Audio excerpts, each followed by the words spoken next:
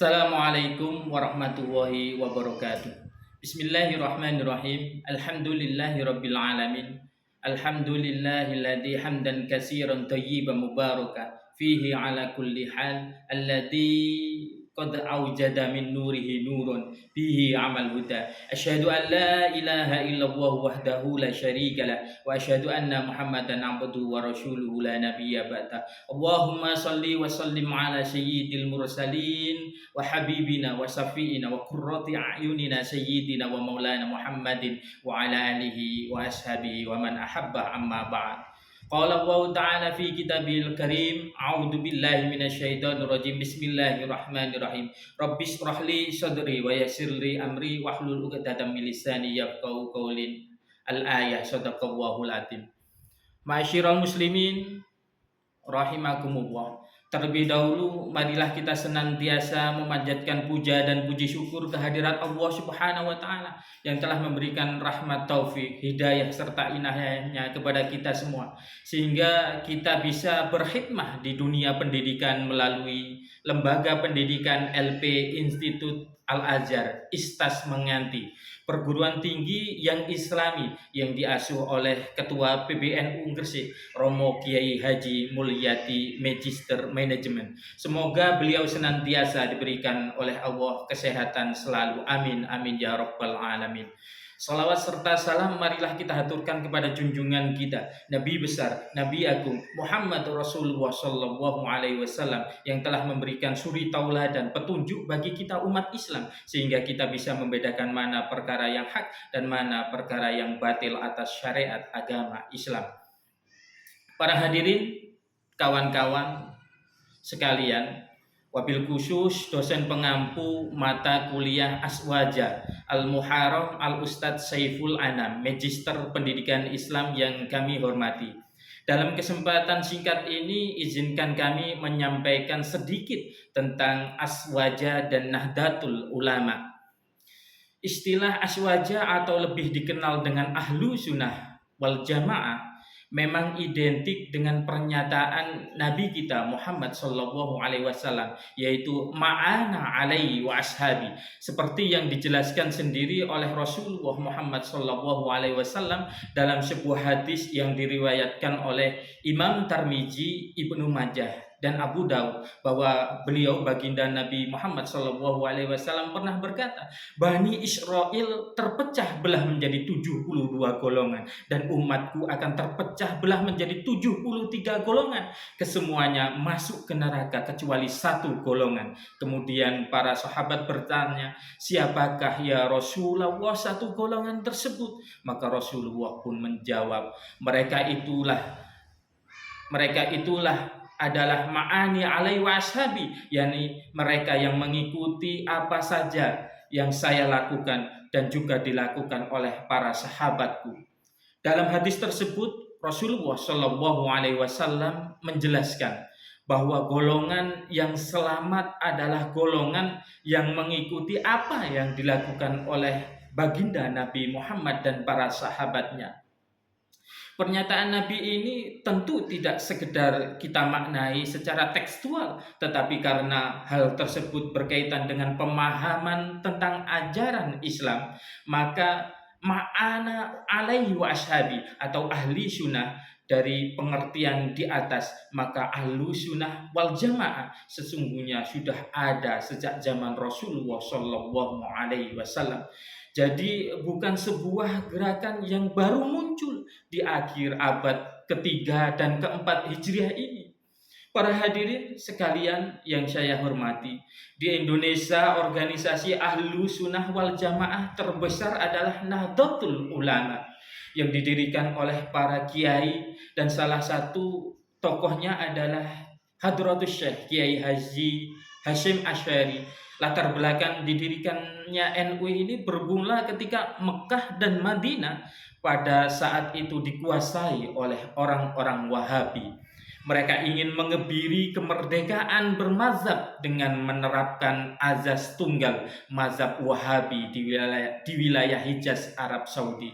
Apalagi disusul kabar rencana pembongkaran situs-situs warisan peradaban Islam termasuk makam Rasulullah Shallallahu Alaihi Wasallam. Mendengar informasi itu, para ulama ahlu sunnah wal jamaah dari berbagai belahan dunia melancarkan protes keras terhadap termasuk para ulama ahlu sunnah dari Indonesia.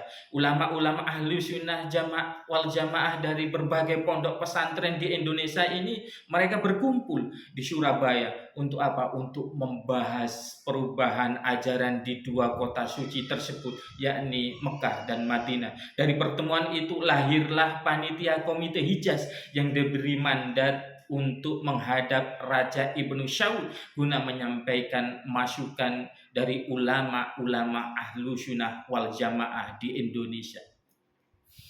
Akan tetapi karena belum ada organisasi induk yang menaungi delegasi Komite Hijaz tersebut, maka pada tanggal 16 Rajab 1344 Hijriah atau 31 Januari 1926 Masehi, ulama-ulama ahlu sunnah wal jamaah Indonesia kembali berkumpul dan membentuk organisasi induk yang menaungi Komite Hijaz Organisasi ini kemudian diberi nama Nahdlatul Ulama, yaitu kebangkitan para ulama, yang disingkat dengan NU, dengan Rois Akbar Hadratus Syekh Kiai Haji Muhammad Hasyim Asy'ari.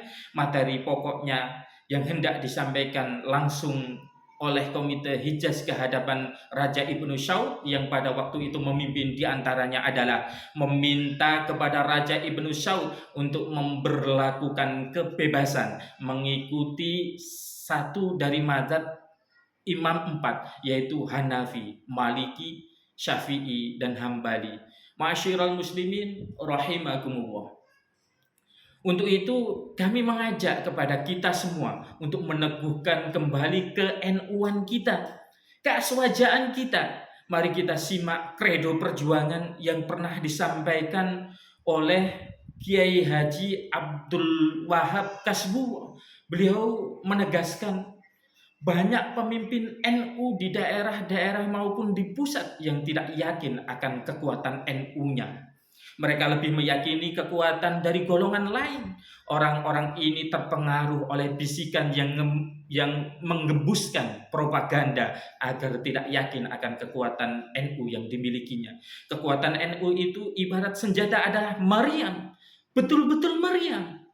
Akan tetapi digoncangkan hati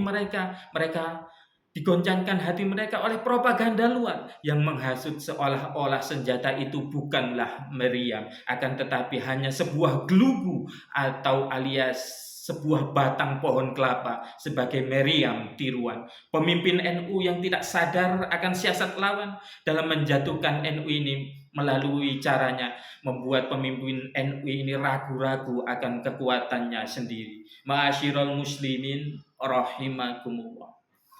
Di era yang penuh pertentangan dan perpecahan ini, seiring sangatlah penting bagi kita untuk merenungkan kembali seruan yang disampaikan Hadratus Syekh Kiai Haji Muhammad Hasyim Asy'ari yang termaktub dalam Muqaddimah Qonun Asasi yang merupakan anggaran dasar Nahdlatul Ulama. Beliau pernah menulis, perpecahan adalah penyebab kelemahan, kekalahan dan kegagalan di sepanjang zaman, bahkan pangkal kehancuran dan kemacetan, sumber dari keruntuhan dan kebinasaan, dan penyebab kehinaan dan kenistaan. Betapa banyak keluarga-keluarga besar yang semula hidup dalam keadaan makmur, rumah-rumah penuh dengan penghuni, sampai suatu ketika kala jengking perpecahan merayapi mereka. Bisanya menjalar meracuni hati mereka, dan setan pun melakukan perannya. Mereka kocar-kacir tak karuan, dan rumah-rumah mereka runtuh berantakan. Beliau melanjutkan perkataan dari sahabat Ali haramallahu wajhah. Beliau berkata dengan fasihnya, kebenaran dapat menjadi lemah karena perselisihan dan perpecahan, dan kebatilan sebaliknya dapat menjadi kekuatan dan persatuan dan kekompakan.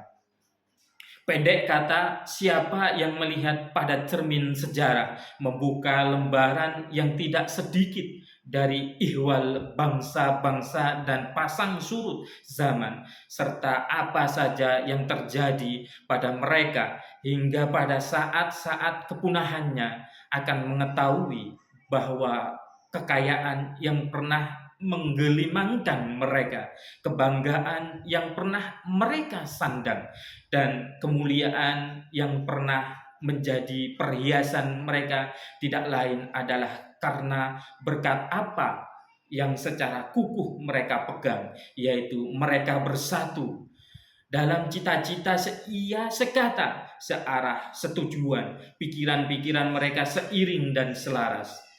Maka inilah faktor yang kuat yang mengangkat martabat dan kedaulatan mereka dan benteng paling kokoh menjaga kekuatan dan keselamatan ajaran mereka. Musuh-musuh mereka tak dapat berbuat apa-apa terhadap mereka.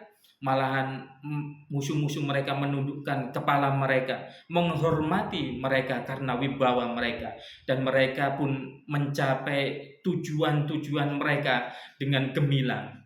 Itulah bangsa yang mentarinya dijadikan Allah Subhanahu wa taala tak pernah terbenam, senantiasa memancarkan gemilang, dan musuh-musuh mereka tak dapat mencapai sinarnya. Wahai ulama dari pemimpin yang bertakwa di kalangan ahlu sunnah wal jamaah dan keluarga bermazhab imam empat ini, Anda sekalian telah menimba ilmu dari orang-orang sebelum Anda.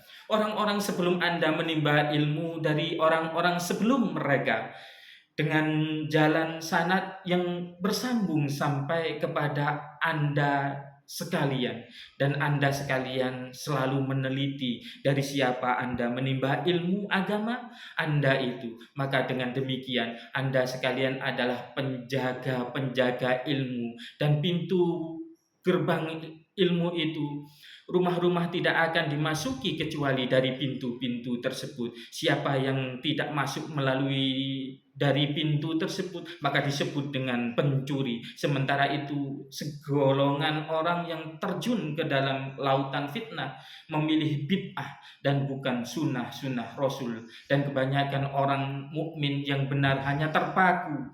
Maka para ahli bid'ah itu seenaknya memutarbalikkan kebenaran, memungkarkan yang ma'ruf dan memakrufkan yang mungkar. Apa yang dinasihatkan Mbah Hashim di atas sejalan dengan sabda Nabi Muhammad Sallallahu Alaihi Wasallam.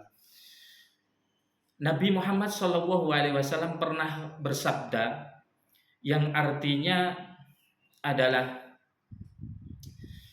ikutilah mayoritas umat dan jauhilah perpecahan, karena sesungguhnya setan bersama satu orang dan dari dua orang dia lebih menjauh. Barang siapa yang menginginkan tempat lapang di surga, maka hendaklah dia mengikuti mayoritas umat tersebut. Hadis riwayat Tirmizi. Mayoritas umat yang dimaksud dalam hadis di atas adalah orang-orang yang konsisten, yang mengikuti Nabi dan para sahabatnya dalam pokok-pokok akidah Islam. Dan dari dulu sampai sekarang mayoritas umat adalah ahlu sunnah wal jamaah, yaitu golongan yang secara akidah mengikuti mazhab Imam Abu Hasan al-Asy'ari dan Imam Abu Mansur al-Maturidi, dan dalam bidang fikih mengikuti salah satu dari mazhab Imam empat, yaitu Hanafi, Maliki, Syafi'i, dan Hambali. Dan semoga saja apa yang saya sampaikan tentang aswaja ini bermanfaat bagi kita semua, dan apabila ada kekeliruan itu adalah dari saya semata yang fakir akan ilmu, dan apabila ada kebenaran itu adalah dari Dia Sang Pencipta, Allah Subhanahu wa taala. Subhanakallahumma wa bihamdika asyhadu an la ilaha illa anta astaghfiruka wa atubu ilaik. Wallahu muwaffiq ila aqwamit thoriq. Wassalamu alaikum warahmatullahi wabarakatuh.